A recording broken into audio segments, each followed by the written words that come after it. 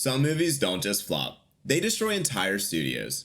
In this video, we're breaking down 6 shocking cases where a single film led to the downfall or bankruptcy of major movie studios. Not noticed, but pretty durable. Still hurts. From Heaven's Gate to Mars Needs Moms, these movies didn't just lose money, they ended companies. Let's talk about the wild stories behind the biggest financial disasters in movie history. Buddy, I gotcha. I pushed the wrong one. Oh my gosh! Ever watched a movie and thought, wow, this must have cost a fortune to make, only to realize it made none of that back? Well, sometimes a movie doesn't just lose money. Sometimes it completely bankrupts the studio behind it. These aren't just flops, they're cinematic nuclear bombs that took down the entire house. Today, we're breaking down movies that bankrupted studios, and trust me, some of these are legendary disasters.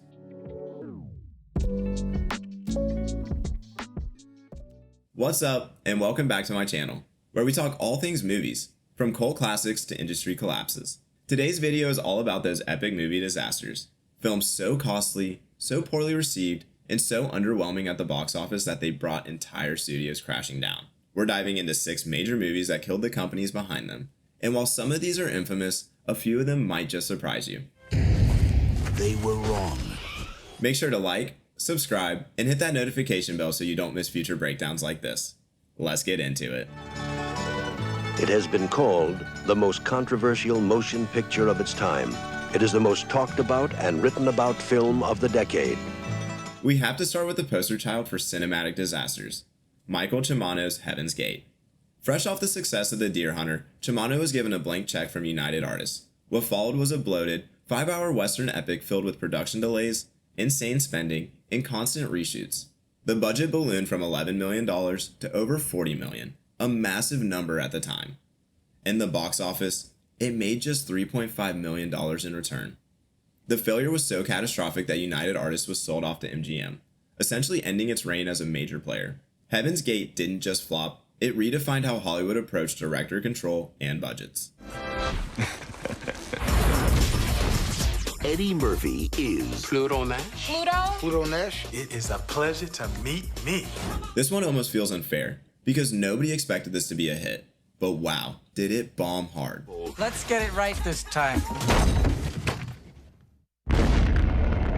Castle Rock Entertainment, a division of Warner Brothers, bet big on Eddie Murphy's The Adventures of Pluto Nash, a sci-fi comedy set on the moon. It had a budget of $100 million and grossed just $7 million worldwide. $7 million. It was one of the biggest box office failures ever and forced Castle Rock to dramatically downsize. You married twins, huh? No, they're not twins. I met the perfect woman and then I had her clone. Which one's which? Who cares? While not a full bankruptcy, it was the beginning of the end of Castle Rock as a major player. The studio was basically folded into Warner Brothers shortly after. I'm just messing with you. Welcome to Mars. My name is Gribble. This is Two Cats. What's your handle? Milo. How about I call you my bro? Check it. Ah yes, the infamous movie Nightmare. Mars Needs Moms was produced by Robert Zemeckis' Image Movers Digital, the same team behind The Polar Express and Beowulf. The film had a budget of $150 million and made only $39 million globally. Chill out, man! I'm not busting you! What? She talks kind of funny, but I think she's trying to help us. Awesome! The animation was deep in the uncanny valley. Critics hated it, and audiences just didn't show up. Disney promptly shut down Image Movers Digital after the release, citing the massive losses. Zemeckis' dream of a mocap-focused animation studio unfortunately was dead in the water after one film. Can't leave yet, Captain. We haven't put enough food on board. We need less mouths. Set sail for Cutthroat Island! Why don't you row? Why don't you swim? Okay, this one is a classic. In the mid-90s, Carolco Pictures, the studio behind Terminator 2 and Total Recall, decided to bet big on a pirate movie starring Jeannie Davis and Matthew Modine. I really think that from now on we should be partners. 50-50. 60-40. Cutthroat Island cost $98 million, which was insane at the time. It made $10 million. Yep, $10 million. Carolco was already struggling, but this was the final nail in the coffin. They filed for bankruptcy just weeks before the movie even came out. I find myself being fired upon by an entire ship! Ironically, pirate movies were considered box office poison after this, until Pirates of the Caribbean proved otherwise years later. A drama of ambition and greed, of treachery and violence. and the intimate story of a daughter of a Caesar whose love was sacrificed for the good and the glory of the Roman Empire. Here's a deep cut. The Fall of the Roman Empire. This epic 1964 sword and sandals film had an insane set, literally rebuilding Rome in Spain, and featured an all-star cast. The budget, a massive $20 million back in the 60s. That's over $180 million today with inflation. It flopped hard, earning just $4.8 million domestically. Samuel Bronston Productions couldn't recover. They were sued for debts, and the company went bankrupt shortly after. This movie was proof that bigger doesn't always mean better. What the hell is going on? Something's not right. It shouldn't be happening. We're surrounded. They're right behind us. Captain, come on. We've lost contact.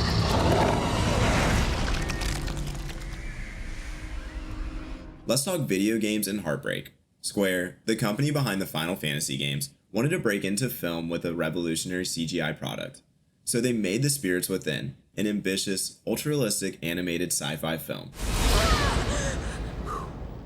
You okay? The problem, it cost $137 million and made just $85 million worldwide.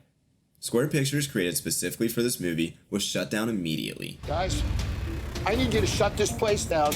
And the losses were so bad, Square had to merge with Enix just to stay afloat. One movie literally reshaped the entire Japanese gaming industry. Stanley Nowicki. We're with the Department of Health. We suspect that you might be dead. You can back this one, my treat. No, I'm not going near that. This one's more of a slow death situation. R.I.P.D., starring Jeff Bridges and Ryan Reynolds, was pitched as a Men in Black with ghosts. Where am I? You're dead. This is a joke. Hilarious. We'd like you to join the RIPD. The RIPD. Rest in Peace Department. Cool idea, but the execution, pretty rough. It cost $130 million to make and barely made $78 million globally. The failure didn't bankrupt Universal, but it seriously hurt Dark Horse Entertainment, the comic company behind the IP. Their film division was nearly shuttered, and future adaptations were shelved or pushed back for years. Sometimes a movie may not kill a studio, but it sure can kill the brand behind it. This is your ferocious yag?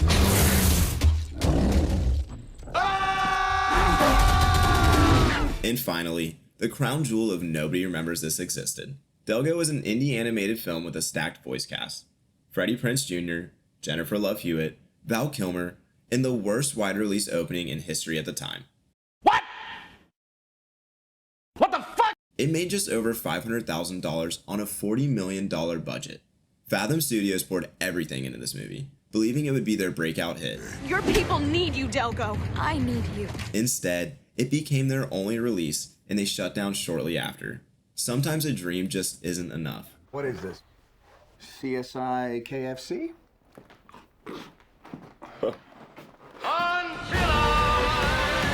Studios are gambling every time they greenlight a movie. Sometimes that gamble becomes Titanic, and sometimes it becomes Cutthroat Island. What? What the fuck? And when the budget spirals, marketing fails, or the concept just doesn't connect, you're looking at career and company-ending consequences. It's a reminder of how unstable Hollywood really is behind the scenes. So there you have it, movies that bankrupted studios.